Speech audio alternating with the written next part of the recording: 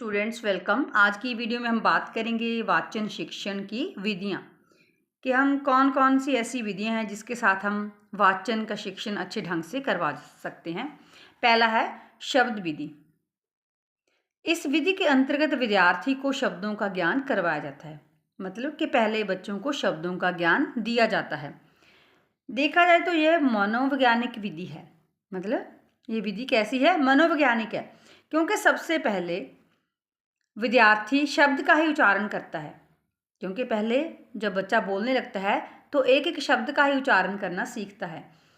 इसके लिए पहले चित्र दिखाया जाता है जिससे वह परिचित होते हैं। मतलब कैसा चित्र दिखाएंगे उनको?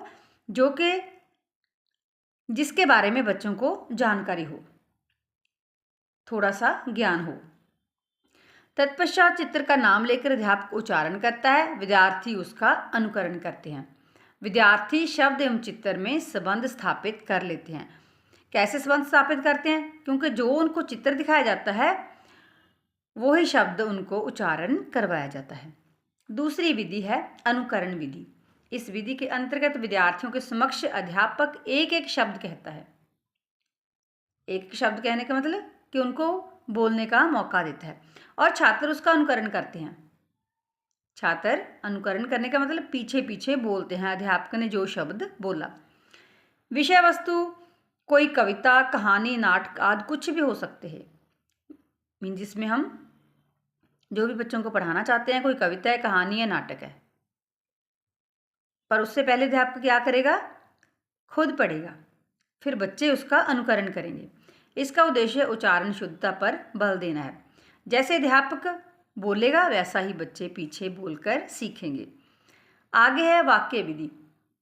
इस विधि के अंतर्गत वाक्य को वर्णमाला का आधार मानकर सिखाया जाता है।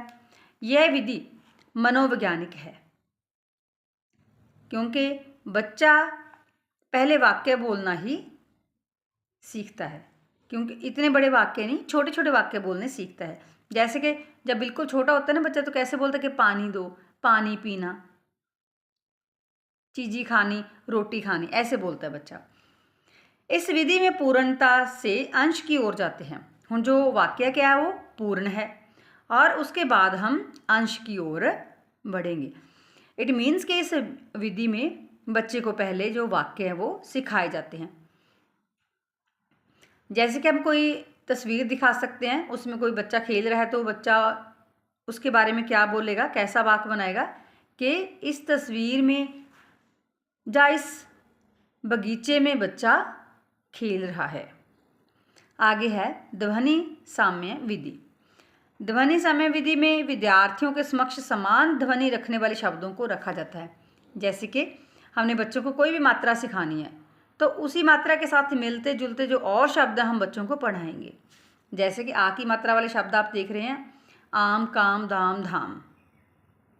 ध्वनि समानता के कारण जो विद्यार्थी हैं वो शुद्ध उच्चारण करना सीख जाते हैं, क्योंकि जो शब्द यहाँ पे देखो लिखे हुए हैं ना, उनकी जो ध्वनि है वो बिल्कुल सामान्य है, एक जैसी है और इसके साथ बच्चे जल्दी भी सीख जाते हैं। आगे है कहानी विधि। बालकों को स्वाभाविक रूप से कहानी में रुचि होती है। जो बच्चे होते हैं उनको लगता है कि हमें कोई कहानी सुनाओ। अध्यापक कक्षा में कहानी सुनाता है, कहता है और कहानी के वाक्यों को क्रमशः श्यामपट्ट पर लिखकर उनका वाचन करता है।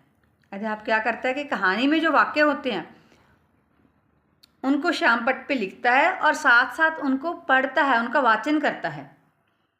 उसके वाचन के पश्चात विद्यार्थी वाचन करते हैं और फिर विद्यार्थी पीछे पीछे बोलते हैं, मतलब अनुकरण करते हैं।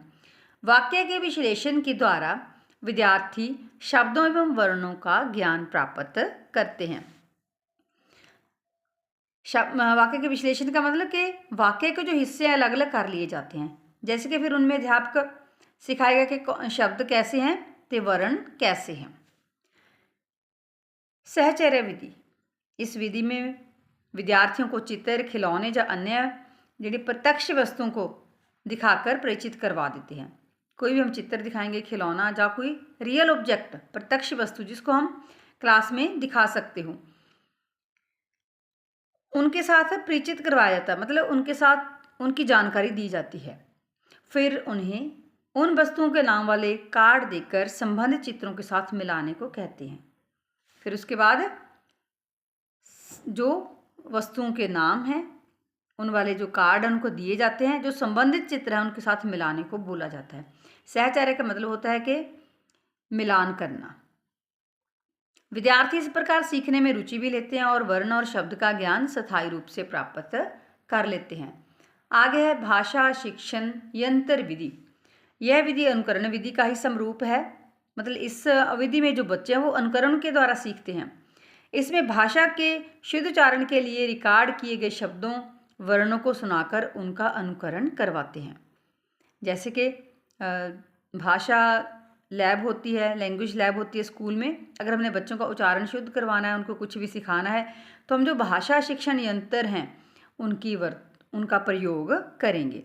इस विधि में विद्यार्थी यंत्र के उच्चारण का अनुकरण करते हैं। जैसे कि हमने कोई भी रिकॉर्डिंग थी हमारे पास, वो हमने बच्चों को सुनाई, तो बच्चे उनका अनुकरण करेंगे। आगे है सामूहिक वाचन विधि। यह विधि प्राइमरी स्तर पर अधिक प्रभावी होती है। आप भी देखो स्कूल में पढ़े हैं, तो जो प्राइमरी क्लासेस होती हैं वहाँ पे क्या होता है कि बच्चे समूह में पढ़ते हैं। कोई भी कविता हो, कोई बच्चों ने जो पहाड़े वगैरह याद करने हैं, तो उनका क्या होता है कि सामूहिक रूप में वाचन करते हैं। क्योंकि प्राइमरी स्तर पर विद्यार्थी प्रत्येक विषय वस्तु को गाने में सीखना अधिक पसंद करते हैं। उनको ऐसे लगता है कि हम कविता को गाएं। अध्यापक पहले आदर्श वाचन के रूप में विषय वस्तु को सारी कक्षा को सुना देता है कि कैसे कैसे बोलना है, कहाँ रुकना है। तत्पश्चात जो विद्यार्थी हैं वो पाठ का सस्वर अनुकरण करते हैं। सस्वर मीन्स सामूहिक रूप में, पूरे ग्रुप में। इससे उन्हें स्वर का अच्छा ज्ञान प्राप्त हो जाता है और ये वाचन अच्छी तरह करते हैं। डियर स्टूडेंट्स, इस वीडियो में इतना ही। Thanks for watching.